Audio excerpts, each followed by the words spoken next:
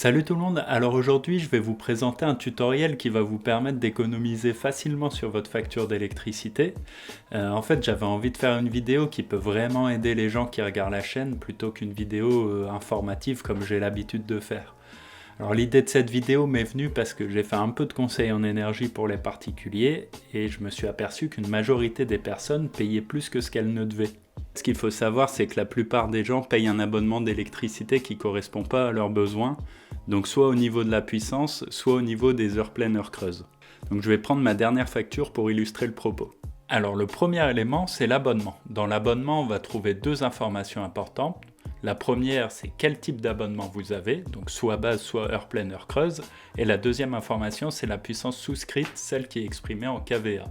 On va d'abord s'intéresser à la puissance souscrite. Alors on voit par exemple que la puissance à laquelle j'ai souscrit, c'est 6 kVA.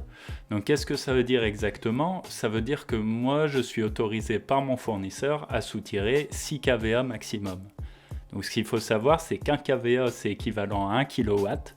Et donc très concrètement, ça veut dire que dans ma maison, je peux allumer jusqu'à 6 kW de puissance pour mes appareils électriques. Et au-dessus de ça, les plombs sautent.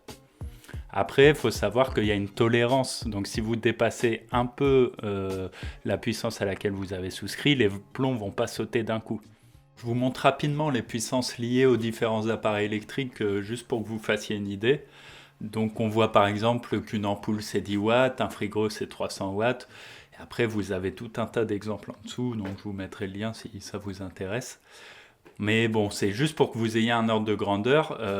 Après, pour connaître la puissance dont on a besoin, il y a plus pratique que faire la somme de tous les appareils qu'on a dans la maison. En fait, Enedis, donc, qui est le distributeur d'électricité en France, met à disposition les informations liées à votre consommation en ligne et gratuitement. Du coup, on va aller voir les données sur Enedis. Alors, on va se connecter à enedis.fr. On va cliquer sur particulier, sur mon compte, et là vous devez vous identifier. Bon, si vous avez un compte, je vous invite à vous connecter, sinon il va falloir en créer un. Ça se fait super rapidement, donc vous saisissez « Je suis un particulier » et vous avez qu'à suivre le formulaire. Moi je ne vais pas faire la démarche parce que j'ai déjà un compte, mais ce qu'il faut savoir c'est que vous allez devoir rentrer votre numéro de compteur, et donc vous pouvez le retrouver sur votre facture. Donc il est en bas à gauche des factures en général, c'est le numéro de PDL ou PRM. Donc une fois que votre compte est créé, vous allez arriver sur cette interface et il faut aller dans la section Suivre mes mesures. Alors là, vous pouvez accéder à votre consommation et surtout, vous pouvez accéder à la puissance maximale que vous avez soutirée. Donc c'est ce qui nous intéresse. Pour ça, il va falloir remplir les critères. Donc on va saisir puissance max en consommation. On va saisir l'échelle de temps. Là, en fait, il ne propose que en jours, mais je pense que c'est un souci sur le site, parce que j'avais regardé il y a quelques jours et on pouvait afficher en semaine et en mois. Et le dernier critère, c'est juste un critère visuel, donc si vous voulez l'avoir en point ou en tableau, à vous de choisir. Une fois que c'est fait, il n'y a plus qu'à appuyer sur valider pour obtenir les données. Donc là, j'obtiens les données de la dernière semaine et ce qu'il va falloir regarder, c'est le point le plus haut. Donc là, par exemple, pour moi, c'est mercredi dernier et j'ai soutiré une puissance de 6,21 kVA. Étant donné que j'ai un abonnement qui est à 6 kVA, mon abonnement est bien raccord avec la puissance que je soutire. Si vous avez une puissance soutirée inférieure à votre abonnement, je vous invite à naviguer dans les semaines précédentes pour voir si ça se confirme. Il faut savoir qu'on soutire plus en hiver qu'en été en général, et souvent le pic c'est dans la période de Noël, Nouvel An, parce qu'on reçoit du monde, etc. Donc regardez jusque décembre et vous saurez quel est votre pic de puissance soutirée. Si vous constatez qu'il y a une forte différence entre le pic de puissance que vous avez soutiré et la puissance de votre abonnement, je vous conseille d'appeler votre fournisseur pour changer. Donc en général, les puissances souscrites sont des multiples de 3, donc 3, 6, 9, 12, etc. Mais il y a certains fournisseurs qui font des abonnements différents pour chaque kVA. Donc ils font 3, 4, 5, 6, 7, 8. Donc à vous de voir avec lui.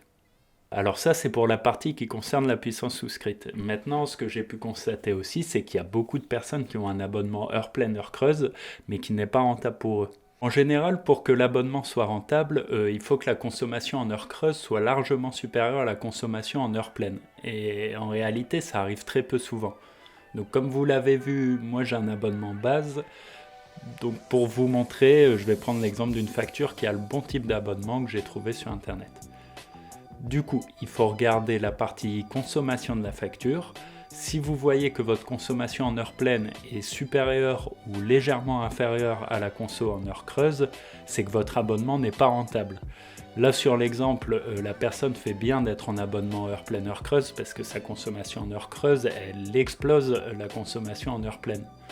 Mais honnêtement, une consommation comme ça, c'est utopique. Dans l'année de conseil que j'ai fait, j'ai jamais vu une telle proportion. Bon, si vous y arrivez, félicitations. Mais c'est pas le cas de grand monde. Alors bien sûr, faire tourner ces appareils en heure creuse, c'est bénéfique pour le système électrique français, donc je vous invite à le faire. Mais bon, c'est pas la peine de payer plus pour rendre service.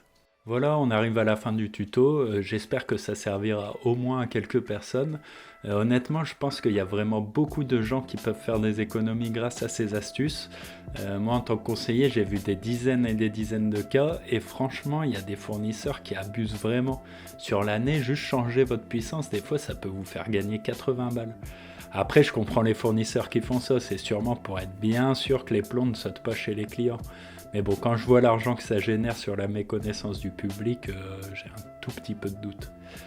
En tout cas, n'hésitez pas à me dire en commentaire si vous avez des questions sur votre facture ou quoi que ce soit, je vous répondrai. N'hésitez pas. À bientôt!